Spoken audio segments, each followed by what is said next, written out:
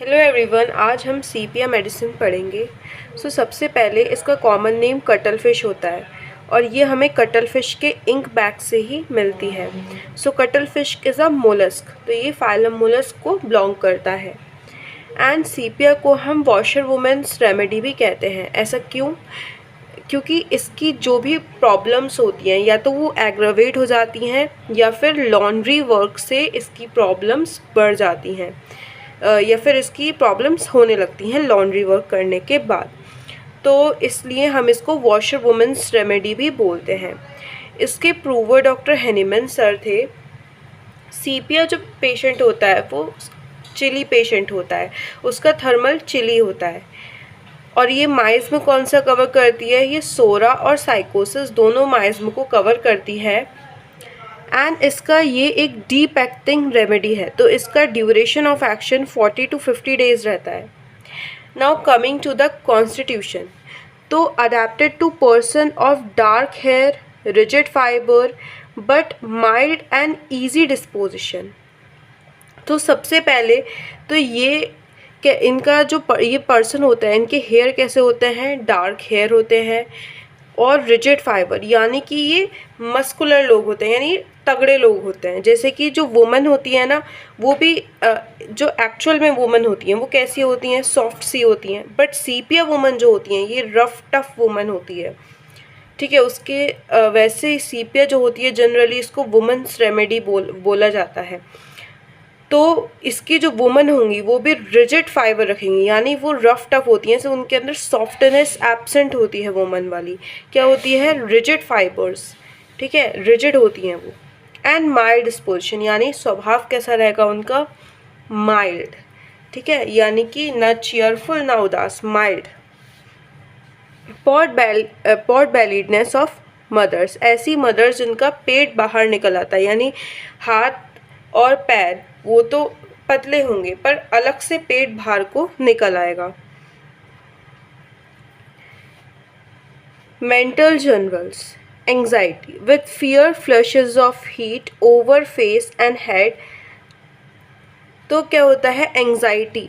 इस पेशेंट में हमें क्या देखने वाली है? एंजाइटी, बहुत ज़्यादा एंजाइटी फियर के साथ, यानी पेशेंट को एंजाइटी भी है, चिंता भी हो रही है और साथ साथ में डर भी बना हुआ है। Anxiety with flushes of heat over the face and head, यानी कि चिंता होना। और जब ये चिंता कर रही होगी तब क्या होगा कि इसके पूरे फेस हीट अप होने लगेगा उस पर, मतलब बिल्कुल जब ये चिंता में होगी तो इसका फेस हीट अप हो जाएगा और हेड हीट अप हो जाएगा। अबाउट रियल और इमेजिनरी ईवल्स, तो ये चिंता किस बात की कर सकती है? जो रियल में इसकी प्रॉब्लम्स है, रियल परेशानी है, उनके लिए भी ये चिंता कर सकती है। और जो अपने मन गढ़ इनने ईवल बना लिए हैं, अपने मन में कुछ भी ये सोच रही है जिसे हम ओवर थिंकिंग कहते हैं, उसकी वजह से इसको एंजाइटी हो सकती है। और एंजाइटी कब रहेगी? शाम आते आते, टूवर्ड्स इवनिंग। तो नेक्स्ट पॉइंट है कि ग्रेट सैडनेस एंड वीपिंग, तो पेशेंट में बहुत ज़्यादा हमें सैडनेस देखने को मिलेगी, पेशेंट रो देती है। तो अक्सर क्लिनिक में ये देखा जाता है कि सीपिया पेशेंट आती है, अपनी प्रॉब्लम्स बताते बताते भी वो रोने लगती है। ड्रेड ऑफ बीइंग अलोन, इसको अकेले रहने से डर लगता है और लोगों से भी डर लगता है। Of main, of meeting friends, मतलब जो इसके दोस्त हैं, लोग हैं, उनसे मिलने में भी इसको डर लगता है। विथ यूट्राइन ट्रबल्स, और अगर आप ये देख रहे हो कि पेशेंट में बहुत ज़्यादा सैडनेस और वीपिंग मिल रही है और साथ साथ में पेशेंट को यूट्राइन ट्रबल्स हैं, यूट्रस से रिलेटेड प्रॉब्लम्स हैं।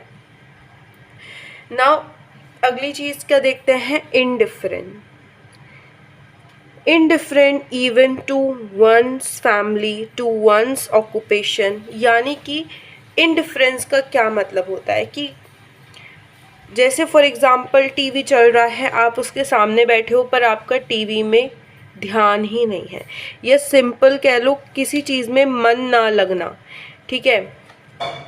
तो इसका क्या होता है? सीपिया की एक स्टेज आती है इंडिफरेंस की। पहले ये माइल्ड थी, अब एक स्टेज सीपिया में हमें देखने को मिलती है इंडिफरेंस की। जब सीपिया पेशेंट इंडिफरेंस में चली जाती है तो वहाँ इवन टू वंस फैमिली, यानी फैमिली के लिए जो एक जो पहले उसका लव था, जो प्यार रखती थी, अब क्या हो गया, इनडिफरेंस इवेंट्स टू वंस फैमिली, यानी कि उसका फैमिली से जुड़ाव लगाव नहीं रहता। इनडिफरेंस यानी कि किसी में मन न लगना, किसी से जुड़ाव न रहना, ठीक है। तो इसका जो जुड़ाव है, जो फैमिली के लिए जुड़ाव है, वो इसका ख़त्म सा लगने लगता है। टू वंस ऑक्यूपेशन, काम में बिल्कुल मन नहीं लगता, ठीक है। जैसे कोई इंसान एक है, मन से उस इन्वॉल्व होके काम करता है, अपने काम में भी उसको मज़ा आता है, पर इसका ये कौन सी स्टेज में आ जाती है सीपीआर, जब उसका किसी भी काम में मन नहीं लगता है। जैसे कोई लेडी अपने घर के काम करती है तो बेमन से काम करने लगती है, कोई लेडी या फिर कोई मैन जो बाहर काम करता है, ठीक है, अब उसका वही काम करने में मन नहीं लग रहा, तो ये है indifference to one's occupation. To those whom she loves best, तो जिनसे वो सबसे ज़्यादा प्यार करती है, यानी जिनके सबसे ज़्यादा क्लोज है, सबसे ज़्यादा प्यार करती है, अब उन्हीं के लिए ही इनडिफरेंस पैदा हो गया है, उन्हीं से ही लगाव जुड़ाव महसूस नहीं होता। देन लालची है, कंजूस है, लाइकोपोडियम के जैसे।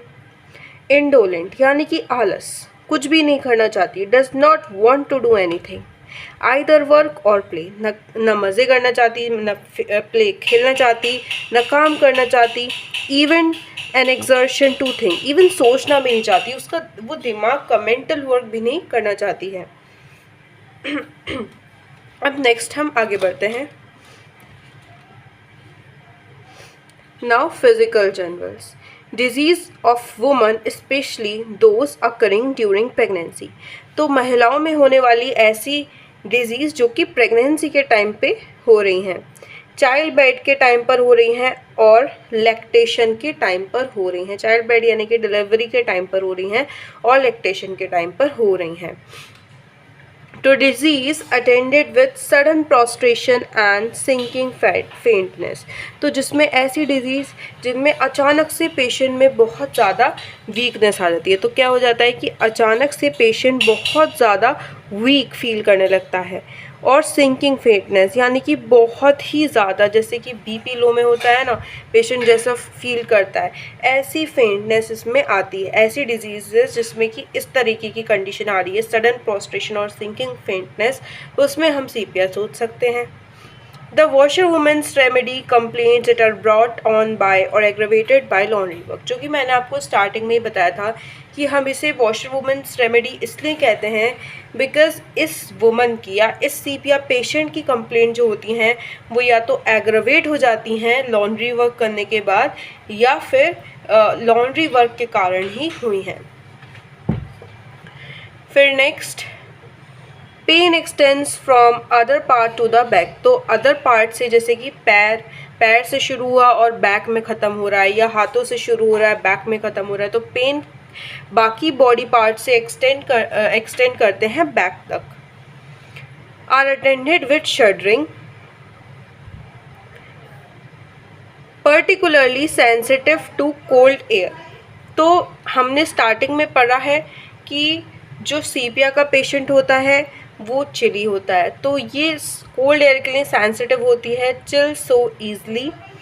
लैक्स ऑफ वाइटल हीट, इसमें वाइटल हीट की कमी है, स्पेशली इन क्रॉनिक डिजीज़, तो हम जनरली इसको क्रॉनिक डिजीज़ में रिकमेंड करते हैं। अगर इस तरीके की कंडीशन आ रही है, अगर एक्यूट डिजीज़ का केस है तो जनरली लीडम पाल सोची जाती है। Sensation of ball in inner parts during menses, तो इनर पार्ट्स जैसे कि यूट्रस में इसको बॉल लाइक सेंसेशन आता है, जैसे कि कोई बॉल हो। ड्यूरिंग मेंसेस के टाइम पर, प्रेगनेंसी में इसको बॉल लाइक सेंसेशन महसूस होता है, लैक्टेशन में, कॉन्स्टिपेशन में भी, डायरिया, हीमरॉइड्स, ल्यूकोरिया और जितने भी यूट्राइन अफेक्शंस हैं उसमें इसको बॉल लाइक सेंसेशन महसूस होती है। फेंट्स easily after getting wait from extreme heat or cold, riding in a carriage while kneeling at church, तो ये बहुत जल्दी फेंट हो जाती है वेट होने के बाद, एक्सट्रीम हीट और कोल्ड के बाद, कैरिएज में राइडिंग करने के बाद, आज के टाइम में कार वगैरह में राइडिंग करने के बाद आपको देखने को मिलेगा ऐसी condition. while kneeling in church, यानी कि घुटनों के बल बैठते हुए, जैसे चर्च में बैठते हैं, या फिर आप यूँ समझो कि बहुत आसानी से ये फेंट हो जाती है। All the coverings of neck feel too tight and were constantly loosen. तो ये लेकेसिस के भी बहुत सेम होती है। तो यहाँ पर हमें क्या सिम्टम देखने को मिलता है जो हमें लेकेसिस में भी मिलता है कि इसको ना अपने नेक के अराउंड कोई भी टाइट चीज़ बर्दाश्त नहीं होती, ठीक है। और इस जैसे हाई नेक वगैरह होता है तो वो बर्दाश्त नहीं होता। जो जितनी भी कवरिंग्स हैं ये नेक को कवर नहीं कर सकती। तो जितनी भी कवरिंग्स हैं क्या इसको बहुत टाइट फील होती हैं, तो ये कॉन्स्टेंटली उसको लूज़ करना चाहती है। देन एरिथ्मिज्म की कंडीशन हमें देखने को मिलती है, यानी कि किसी भी ऑर्गन की वजह से मतलब किसी भी ऑर्गन में इरिटेबिलिटी होना या फिर किसी भी स्टिमुलस की वजह से इरिटेबिलिटी होना। तो इसमें एरिथ्म देखने को मिलता है with flushes of heat from least motion, यानी कि इरिटेबिलिटी तो है किसी भी ऑर्गन या किसी भी ऑर्गन की, ठीक है। किसी भी ऑर्गन में इरिटेशन होती है, जैसे ब्लैडर में हो रही है, सपोज ब्लैडर में इसकी इरिटेशन हो रही है और साथ साथ में क्या है कि ज़रा सा भी मोशन करने पर इसको हीट महसूस होने लगती है।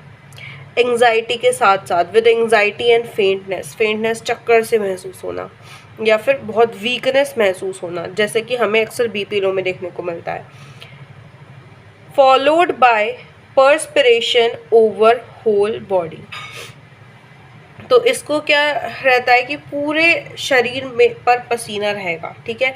एरिथ्म के साथ साथ अगर पेशेंट को पूरे शरीर में पसीना महसूस हो रहा है। क्लाइमेट्रिक यानी कि मेनोपॉज के टाइम पर अगर एरिथ्म की कंडीशन देखने को मिल रही है, तो इसका जो एरिथ्म होता है it ascends from pelvic organs. ये पेल्विक ऑर्गन्स से असेंड यानी ऊपर की तरफ जाता है। पेल्विक ऑर्गन से शुरू होकर ये एब्डोमेन की तरफ जाएगा। नाउ हेड की बात करते हैं। Coldness of vertex with headache, यानी वर्टेक्स क्या होता है कि ये आपका सर, ये जैसा हेड है तो हेड का जो टॉप मोस्ट पार्ट होता है इसको हम वर्टेक्स कहते हैं। जैसे कि ये हेड है तो ये वाला जो टॉप मोस्ट पार्ट होता है तो ये वर्टेक्स होता है। तो यहाँ पर इसको कोल्डनेस फील होती है और साथ साथ में हेडेक रहता है, ठीक है। जो सर का टॉप मोस्ट पार्ट होता है वहाँ पर इसको हेडेक फील होगा। Headache in terrific shocks at menstrual nisus with scanty flow. तो अगर टेरिफिक शॉक के बाद हेडेक की कंडीशन हो रही है तो हम सोच सकते हैं मेंस्ट्रुअल नाइसस पे, जहाँ पर क्या रह रहा है इसके मेंस्ट्रुएशन के दौरान क्या रह रहा है कि फ्लो बहुत कम हो रहा है, ठीक है। ब्लड बहुत कम आ रहा है और उसके साथ साथ में हेडेक बना हुआ है। इन डेलिकेट सेंसिटिव हिस्टेरिकल वुमन, बहुत ज़्यादा डेलिकेट सेंसिटिव हिस्टेरिकल वुमन में अगर हेडेक मिल रहा है, प्रेसिंग बस्टिंग पेन रहेगा इसके हेडेक में। सेंसेशन कैरेक्टर ऑफ पेन क्या होने वाला है, प्रेसिंग बस्टिंग पेन हमें देखने को मिलेगा जो कि मोशन से इंक्रीज हो जाएगा, स्टूपिंग यानी कि झुकने से इंक्रीज हो जाएगा, मेंटल लेबर से इंक्रीज हो जाता है और इसको आराम मिलता है एक्सटर्नल प्रेशर से, जैसे कि सर दबाने से एंड कंटिन्यूड हार्ड मोशन से। ग्रेट फॉलिंग ऑफ हेयर, बालों का अत्यधिक झड़ना आफ्टर क्रॉनिक हेडेक्स और एट द क्लाइमेट्रिक, यानी कि मेनोपॉज के दौरान अगर किसी को हेयर फॉल की प्रॉब्लम हो रही है या फिर क्रॉनिक हेडेक्स, लंबे टाइम से हेडेक बना हुआ है और उसके साथ साथ हेयर फॉल की दिक्कत हो रही है। नाउ फेस की बात करते हैं। तो फेस येलोनेस देखने को मिलेगी फेस पर। कंजक्टाइवा की येलोनेस, कंजक्टाइवा इसका येलो देखने को मिलेगा। चेस्ट पर येलो स्पॉट्स देखने को मिल सकते हैं। Yellow saddle across the upper part of the cheeks and nose, एक येलो सैडल आपको इसके चीक्स पर और नोज पर देखने को मिल सकता है। A telltale face of uterine elements, अब ये बहुत इंपॉर्टेंट वर्ड है ये telltale face. Telltale face का क्या मतलब होता है कि जो सीपिया का पेशेंट है उसके यूट्राइन एलिमेंट्स क्यों हो रहे हैं, इसका पूरा स्टोरी उसका फेस बता देगा। टेल टेल फेस यानी कि वो बहुत बेचारी सी आती है आपके पास, यानी उसकी जो फेस होता है वो खुद उसकी स्टोरी आपको बयान कर रहा होता है। आप देखोगे कि गांव देहात में क्या होती हैं, कुछ ऐसी वुमेंस होती हैं जहाँ पे ऑलरेडी 3-4 उनकी बहनें होती हैं, उसके बाद उनकी जो हालत होती है वो आप सभी जानते हैं। तो उस तरीके की वुमन जो बहुत ज़्यादा बेचारी सी होती हैं, ठीक है, उस तरीके की वुमन जो डिज़ीज़ के बहुत, जब उसकी पैथोलॉजी वर्स हो गई तब डिज़ीज़ लेके अपनी आपके पास आएंगी। तो ऐसी वुमन जिनका फेस बहुत बेचारा सा होता है, जो खुद अपनी दास्तां बयां कर रही होती हैं, अपने यूट्राइन एलिमेंट्स की दास्तां बयां कर रही होती हैं, तो इसलिए हमने बोला है कि telltale face. Now mouth की बात करते हैं तो tongue foul but becomes clear at each menstrual nisus returns when flow ceases. तो इसकी जो टंग होती है वो उसमें से बदबू आती है और मेंस्ट्रुअल टाइम पर वो सही हो जाती है, बट जब फ्लो रुक जाता है, ब्लीडिंग बंद हो जाती है, तो फिर से उसकी टंग फाउल स्मेल प्रोड्यूस करने लगती है और टंग में हमें स्वेलिंग और लोअर लिप में हमें स्वेलिंग और क्रैकिंग देखने को मिलेगा। तो इसका लोअर लिप कैसा रहता है, क्रैक रहता है और उसमें स्वेलिंग देखने को मिलती है। Now gastrointestinal system, painful sensation of emptiness, all gone feeling in the epigastrium region relieved by eating। तो इसको क्या है कि एपिगैस्ट्रियम रीजन में इसको क्या फील होने वाला है, एपिगैस्ट्रियम रीजन में इसको ऑल गॉन फीलिंग यानी पेट पूरा खाली और साथ साथ में पेट में दर्द भी हो रहा है एपिगैस्ट्रियम रीजन में। तो इसको एपिगैस्ट्रियम रीजन में ऐसा लगेगा कि पेट बिल्कुल खाली है, यानी ऑल गॉन फीलिंग, बिल्कुल भूख लगना, ठीक है, कि पेट में कुछ है ही नहीं और साथ साथ में पेट में दर्द होना। फिर ये खाना खा लेगी, फिर इसको आराम मिलेगा। कॉन्स्टिपेशन जब प्रेगनेंसी के टाइम पर हो और स्टूल का करेक्टर कैसा हो, हार्ड और नॉटी इन बॉल्स, इनसफिशिएंट, डिफ़िकल्ट, पेन हो रेक्टम में और pain in rectum during long and after stool. देखो, रेक्टम में पेन स्टूल करने के बाद बहुत देर तक बना हुआ है, ये इसमें देखने को मिलेगा। और बॉल लाइक सेंसेशन ना सीपिया में हर जगह है, ठीक है, जैसे हमने अभी पढ़ा था पीछे भी कि इसको बॉल लाइक सेंसेशन यूट्रस में फील होती है, हीमोरॉइड्स में फील होती है, ठीक है, इसको बॉल लाइक सेंसेशन फील होती है। और यहाँ पर स्टूल का कैरेक्टर भी वैसा ही है, stool hard, knotty and balls, insufficient and difficult. Then sensation, फिर दोबारा देखो आप next sentence, sensation of weight और बॉल इन एनस। इसको एनस में भी वही फील आने वाला है कि सेंसेशन है, मतलब कोई वेट है या फिर कोई बॉल है एनस में, और इसको स्टूल करने के बाद आराम नहीं मिलता है इस बॉल लाइक सेंसेशन वाली फीलिंग में। नाउ यूरिन देखते हैं, deposits a reddish clay colored segment which adheres to the vessel as if it had been burned on।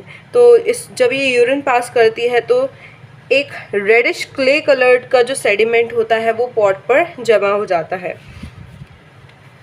जैसे कि बर्नड हो गया हो, ठीक है, फीटेड, बहुत बदबूदार इसको यूरिन आता है। सो offensive, must be remove from the room, horribly offensive after standing indium. तो आफ्टर स्टैंडिंग यानी कि जब वो जमा हो जाता है, ठीक है, जब यूरिन एक जगह जमा होता रहता है पॉट में, उसके बाद बहुत गंदी बदबू आना, ऐसा हमें इंडियम में देखने को मिलता है। But as soon as urination के बाद बहुत ज़्यादा गंदी बदबू आती है पॉट से, वो हमें सीपिया में देखने को मिलता है। एन्यूरेसिस यानी कि इनवॉलेंट्री यूरिनेशन हो जाना, खुद ब खुद यूरिन पास हो जाना। तो bed is wet almost as soon as child goes to sleep. तो जैसे ही बच्चा सोने जाता है बिस्तर गीला कर देता है। Always during the first sleep, यानी कि जो हमारा फर्स्ट फेज होता है स्लीप का, उसमें ये दिक्कत एन्यूरेसिस की देखने को मिलती है। मेल रिप्रोडक्टिव सिस्टम ग्लीट, यानी कि वाटरी डिस्चार्ज आना, जो कि गोनोरियल इन्फेक्शन की वजह से आता है। तो पेनलेस होता है, येलोइश होता है, स्टेन्स डालता है। Meatus glued together in the morning, तो इसका मीएटस ग्लूड कर जाता है, चिपक जाता है मॉर्निंग में। Obstinate of long standing sexual organs weak and exhausted, तो इसके जो सेक्सुअल ऑर्गन्स होते हैं वो वीक होते हैं, एग्जॉस्टेड होते हैं। Female reproductive system, violent stitches upward इन वेजाइना, तो इसको वेजाइना में वॉयलेंट स्टिचेस की फीलिंग आएगी, ठीक है। वेजाइना के अपर पार्ट में इसको ऐसा लगेगा कि वॉयलेंट स्टिचेस यानी कि टाँके लग रहे हों, ऐसा फीलिंग आएगा। Lancinating pains from the uterus to umbilicus, तो यूट्रस से अम्बलिकस रीजन तक इसके पेन जा रहा होगा ऊपर की तरफ। प्रोलैप्सस ऑफ यूट्रस, यानी कि यूट्रस का प्रोलैप्स हो जाना, लटक जाना। And vagina, pressure and bearing down as if everything would protrude from the pelvis, तो इसके जो पेल्विक एरिया है वहाँ पर बहुत ज़्यादा प्रेशर रहेगा और ऐसा लगेगा जैसे कि यूट्रस निकल के बाहर आ जाएगा, ये सारी चीज़ें बाहर निकल के आ जाएंगी। मस्ट क्रॉस द लिम्स, तो ये सीपिया क्या करती है, अपने पैरों को फिर क्रॉस करके बैठती है, अपने पैरों को क्लोज करके बैठती है ताकि ये प्रोट्रूड ना कर पाए बाहर की तरफ। With operation of breathing, irregular menses of nearly every from early late scanty, तो इसके menses ना बिल्कुल irregular रहते हैं, तो अर्ली भी देखने को मिलेंगे, लेट भी देखने को मिलेंगे। स्कैंटी, प्रोफ्यूज, एमेनोरिया यानी कि होंगे ही नहीं, मेनोरेजिया बहुत ज़्यादा होंगे, with when associated with above named symptom, ठीक है। यानी हैवी ब्लीडिंग भी देखने को मिलेगी, एक तरफ आपको हैवी ब्लीडिंग भी देखने को मिल सकती है सीपीए पेशेंट में, दूसरी तरफ ऐसा भी हो सकता है कि मेंसेस हो ही नहीं रहे। मॉर्निंग सिकनेस ऑफ प्रेगनेंसी, तो मॉर्निंग सिकनेस रहना प्रेगनेंसी के दौरान। Site of thought of food, यानी कि जब भी फूड के बारे में सोचती है या खाने के बारे में सोचती है तो उसके बाद जी घबराना, ठीक है।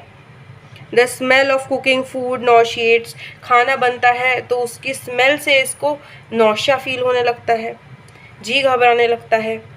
रेस्पिरेटरी सिस्टम की बात करते हैं, डिस्निया यानी कि सांस लेने में difficulty. Sitting after sleep in room, और बैठने से इसकी बढ़ जाती है, बैठ जाएगी तो और दिक्कत होगी सांस लेने में, सोने के बाद बढ़ जाएगी, रूम में बढ़ जाती है। आराम कैसे मिलता है, डांसिंग से आराम मिलता है, वॉकिंग तेज चलेगी तब आराम मिलेगा, वॉकिंग रैपिडली। नाउ स्किन की बात करते हैं, herpes circinatus in isolated spots on upper part of the body. देखो हमें इसमें हर्पिस देखने को मिलता है, कहाँ पर, इसके upper parts of the body में हमें इस हर्पिस देखने को मिलेगा। Itching of the skin of various part, तो इसके अलग अलग पार्ट्स में, काफ़ी सारे पार्ट्स में बहुत ज़्यादा इचिंग होगी, खुजली होगी।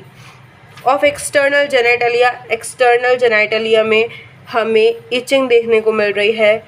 इज़ नॉट एमलियोरेटेड बाय स्क्रैचिंग, और स्क्रैच करेगी इसको, इतनी इचिंग होगी कि स्क्रैच करेगी पर उससे आराम नहीं मिलेगा। And is apt to change to burning, और उसके बाद क्या होने लगेगा, इचिंग के बाद बर्निंग होने लगेगी, क्योंकि इंसान जब स्क्रैच करता है तो सिंपल है, बर्निंग होती ही है।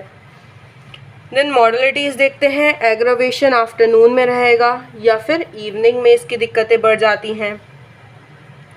फ्रॉम कोल्ड एयर और ड्राई ईस्ट विंड से इसकी दिक्कत बढ़ जाती हैं। सेक्सुअल एक्सेस से इसकी प्रॉब्लम्स बढ़ रही हैं। रेस्ट करने से बढ़ जाती हैं। सल्फ्री से बढ़ जाती हैं। मॉइस्ट वेदर से बढ़ जाती हैं। बिफोर अ थंडरस्टॉर्म, थंडरस्टॉर्म से पहले बढ़ जाती हैं। एमलियोरेशन, आराम कैसे मिलता है, वार्मथ ऑफ बेड से आराम मिलता है, हॉट एप्लीकेशन से आराम मिलता है, वायलेंट एक्सरसाइज करने से आराम मिलेगा इसको। Many symptoms especially those of head, heart and pelvis are both aggravated और ameliorated by rest and exercise. काफ़ी सारे सिम्टम्स जो कि हेड के होते हैं, हार्ट के होते हैं या पेल्विस के होते हैं, वो बढ़ भी जाते हैं और आराम भी मिलता है उन्हें रेस्ट या फिर एक्सरसाइज से। सो इसमें कुछ इम्पॉर्टेंट पॉइंट ये हैं कि ये कॉम्प्लीमेंट्री होती है, ये 2 पॉइंट आपको याद रखने चाहिए हमेशा। ये कॉम्प्लीमेंट्री होती है नेट्राम्यूर के और इनिमिकल होती है लैकेसिस के, यानी कि आपको इसको लैकेसिस से पहले या बाद में यूज़ नहीं करना चाहिए। सिमिलरली सीपिया को पल्सिटला से पहले या बाद में यूज़ नहीं करना चाहिए। तो ये लैकेसिस और पल्सिटला के इनिमिकल है।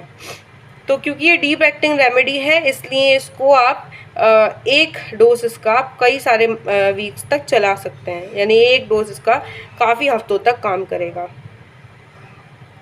और ये एंटीडोट भी कर देती है ओवर यूज़ ऑफ टोबैको के कारण जो मेंटल इफ़ेक्ट्स आए होते हैं उनको ये एंटीडोट कर देती है। और जो पेशेंट सेडेंट्री हैबिट्स यानी बहुत ज़्यादा आलस वाला लाइफस्टाइल, बस बैठे रहने वाला हैबिट रहता है जिनका, और जिनको ओवर मेंटल एक्सर्शन से मतलब दिमाग से बहुत ज़्यादा काम करना पड़ता है, ये दिमाग पे बहुत ज़्यादा जोर डालते हैं, ऐसे लोगों के बैड इफ़ेक्ट्स को भी ये सही कर देती है, मेंटल बैड इफ़ेक्ट्स को। ठीक है, तो don't forget to like, subscribe and share my channel. Thank you.